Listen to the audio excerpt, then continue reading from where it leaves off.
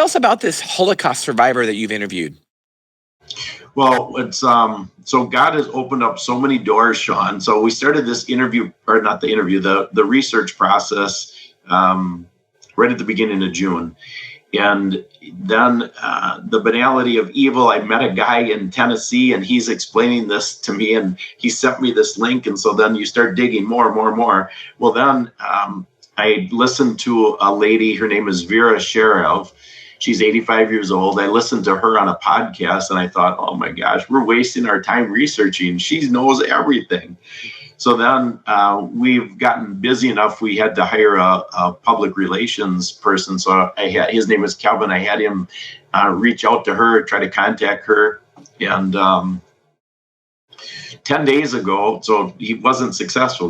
She wasn't getting back to him. So then this is the second time it's happened in this process. The first time was with Dr. Paul Merrick, who's an intensivist, where I looked up his phone number in Google and I called and he answered, I got to talk with him. Well, so then I just Googled Vera's name and a phone number pops up. So I called it. And so so a lady answers the phone and she says, who are you looking for? I said, I'm looking for Vera. Well, what is the reason you're looking for her? And I tell her a little bit about what the reason I'm looking for her. And she says, I'm Vera. Well, then her and I, we just hit it off.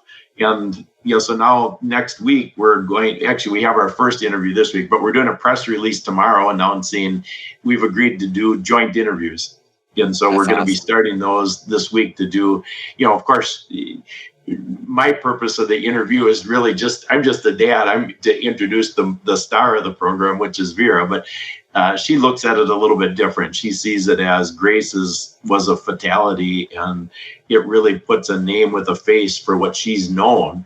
And so that's why we're going to be doing this jointly. Yeah, I can't wait to hear that interview. That's going to be, I'm sure there's going to be a lot of things that are going to be revealed. Oh, she's so sharp.